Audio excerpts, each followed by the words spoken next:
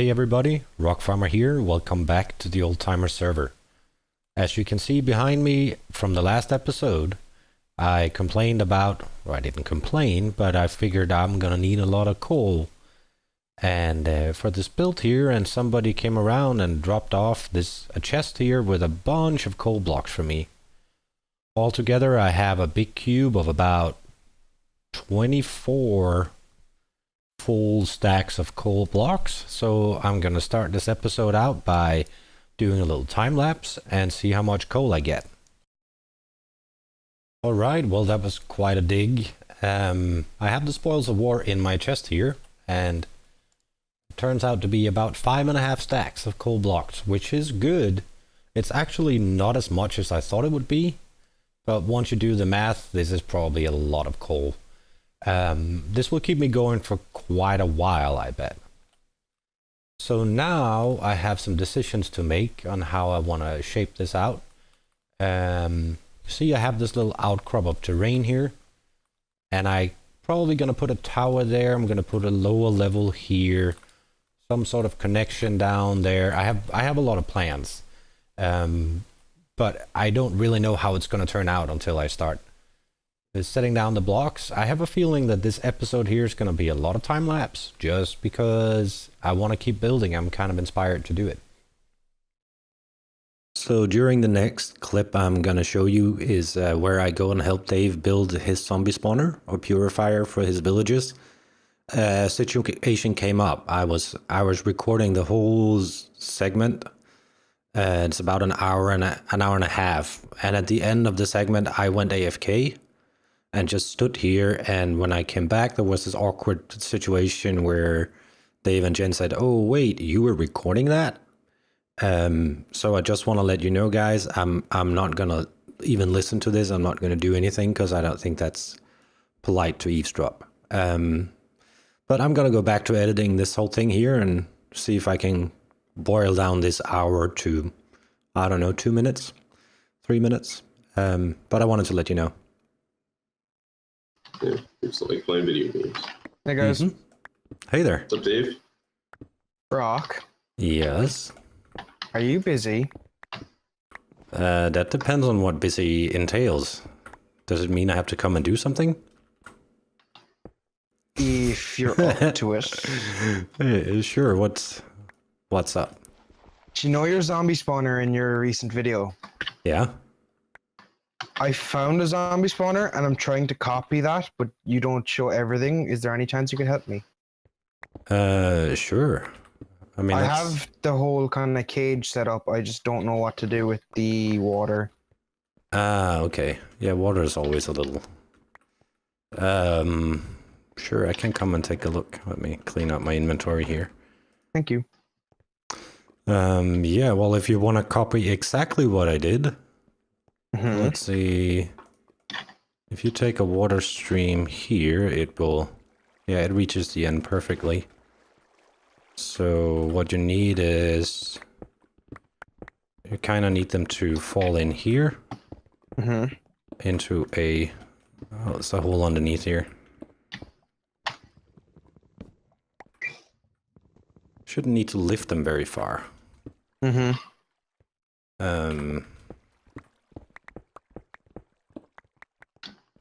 Right, so this is where they will come out.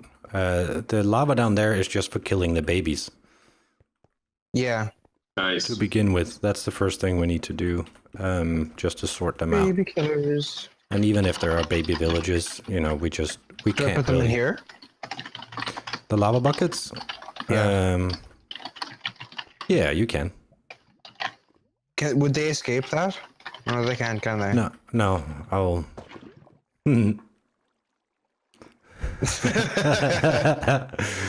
Yes. Like, is it going to be a 2x2? Yeah. Okay. I mean, it doesn't matter.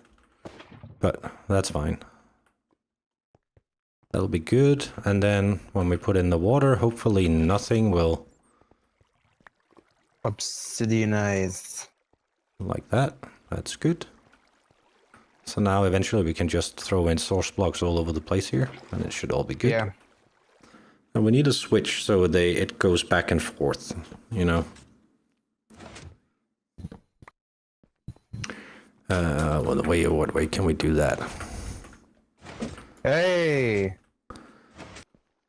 I think this will work. I don't know how well it works, but we'll find out. It's not particularly pretty with that thing there, but I don't know if you care. No, not really.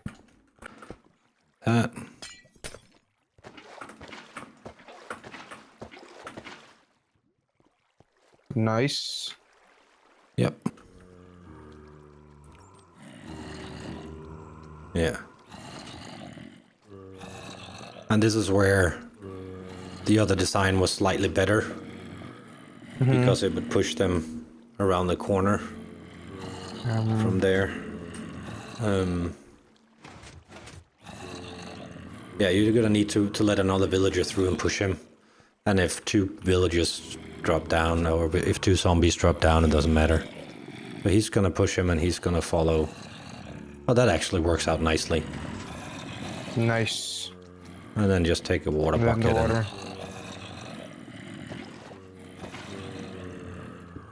Nice. I'm out here in front of our iron farm, which is awesome, and it's just been built, just been completed. I was gonna say I've built it, but I haven't. This is all Joel and Five's work that put this whole thing together. We had a couple of problems, but it's working fine now, it seems. This is the current first startup we're running. So I'm checking to make sure that all the villages are forming correctly. I'm downloading the villages.dat file every 5 minutes to take a look. But it's looking good. I'm very happy with this and I'm very excited. So my job in this whole process here is going to build a proper sort of decoration for this thing here. So let me pop into my camera account and I will just show you a little bit about what my thoughts are. So here we are on the camera account. I am down there on my pillar of please don't kill me, I'm AFK for the mobs, and it's been running fine so far. First thing I need to do is come up with some sort of design, and I haven't really figured out exactly what I'm going to do and how I'm going to do it. But I do know that no matter what, I am going to need to set up a perimeter that is spawn proof. So that's going to be the first order of business. I'm going to do a time lapse here and run through this entire area, flatten it out, and get a lot of sand in the process, which I'm planning to convert into glass over here as soon as Joel comes back online. Maybe he has some blaze rods to contribute with. But as you can see, the center build is symmetrical, so that allows for some nice symmetrical stuff. But there are these overhangs, and they do require a little more thinking. So I'm going to incorporate them in the build somehow. But I will have the main building in here, obviously. But I'm sure I can figure something out that will work. Anyway, first thing to do is just flatten out stuff. So that's typical time-lapse material. I'm gonna do a time-lapse on that right now, and I'll see you on the other side.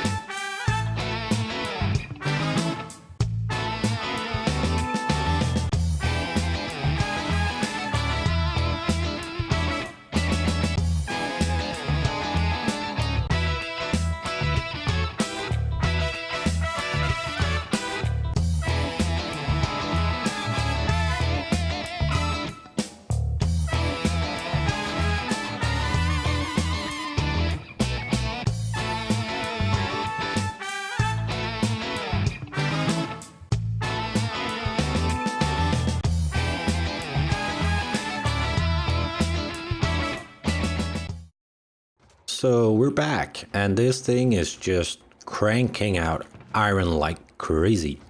This thing is a beast. So this took me maybe 45 minutes or an hour to dig the whole thing out. And double chest and more. Maybe it took me over an hour because I was I was over fixing my shovel a couple of times. I broke my mending shovel because I wasn't paying attention. And that was kind of annoying, so I got frustrated and I walked to the Enderman Farm and, yeah, just cranked out a bunch of shovels. Obviously, you know, when you're doing a big dig like this, a lesson is you're gonna need more than one shovel. That's something I just learned. Now, this whole, like, square box, I'm not a big fan of this feeling, so I'm gonna have to terraform. And I'm starting over here just to show you what the idea is. I'm gonna half slap everything with sandstone first, just to make it spawn proof. And then I'm gonna walk around the edges and create these little like natural pockets like this, just to shave off the edge a little bit. And hopefully, you know, once I fill everything up, this is not gonna look too crazy. Do I have any more? Yeah. You maybe, you know, when the sandstone extends like this, it's not gonna look too unnatural. But I guess I'll see. Anyway, I'm gonna get started on that, and in the same time, I'm gonna think about how I want to decorate this farm here.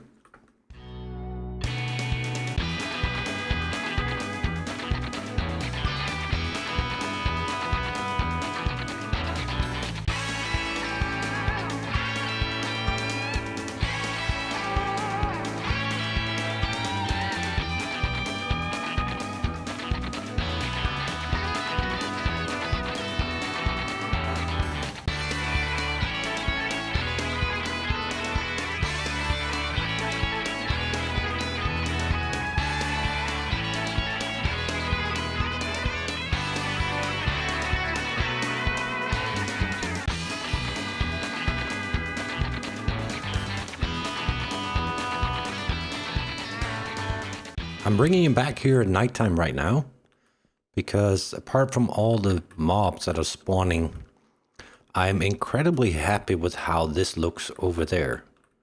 That was half the desert temple that I tore down and just put the lights in underneath, and I think that looks awesome. I'm totally gonna, whoop, I'm getting swamped here. So yeah, it's all good that I put down this whole non-spawning pad, but I guess I need to do some lighting up around the edges as well. But that looks exceptionally cool. But I keep getting new ideas, and honestly, there's gonna be so many good options in terms of lighting that a lot of things are gonna look really, really cool. And Joel said, hey, if you want to use beacons for decoration, you can. And that's something I'm definitely considering, because I think that could look really cool as well. What I'm wondering is, if you have a beacon beam and you put a piece of black glass over it, will it actually halfway disappear at night? Oh, that was not meant to happen. What, that was all? That was all? One measly block? Oh, Creeper, you disappoint me.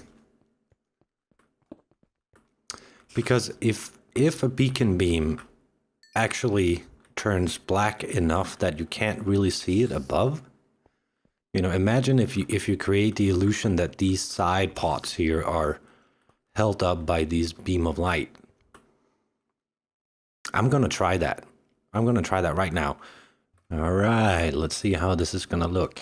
I just borrowed one of the beacons and moved it over. I'm just curious if you can, if this beam of light here is gonna be dark enough that it feels like it's not there. Because if that's the case, this is gonna be awesome.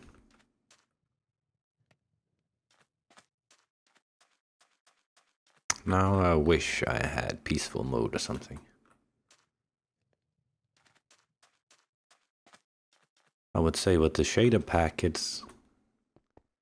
is okay. See, if you do this and then you have like, because there's so much light emitted from the beacon, if you have blocks behind it, so you really emphasize that you have this really strong pillar of light lifting this thing up, and then maybe you don't really notice that one. I don't know. I hear you. I don't know, but I think it could be really cool. Playing with the light is fun. And there's this other really cool thing you can do.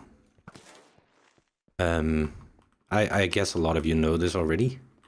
But if you have half slabs and you... if you put torches underneath, where you put... Oh, ghost blocks. You know, where you put the torches... Stop it, ghost block. Where are you at? There you are. And you can go. There's the one behind me as well. Ah, zombies all over the place. But if you put torches underneath here, and then you put half slabs on top, you can do these really cool things. And this is also one of the ideas I had for actually half slapping this area. Is you're going to be able to build patterns. Like if I was going to build something like this, maybe. Like you just try different configurations and see what kind of effect it has. So you can, like, maybe it would look really cool if you did something like this. And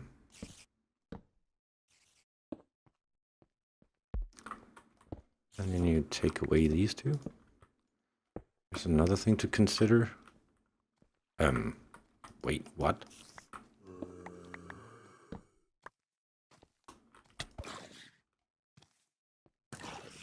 Get out of there. I'm working here. Okay, so when the light source is all the way over there, it just gets progressively darker. That's cool to know. So can you make it fade? I think you can. So if you just...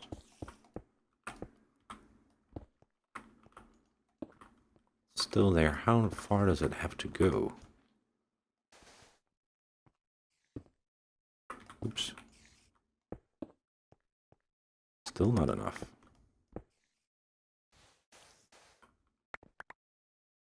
Maybe it has to go all the way out.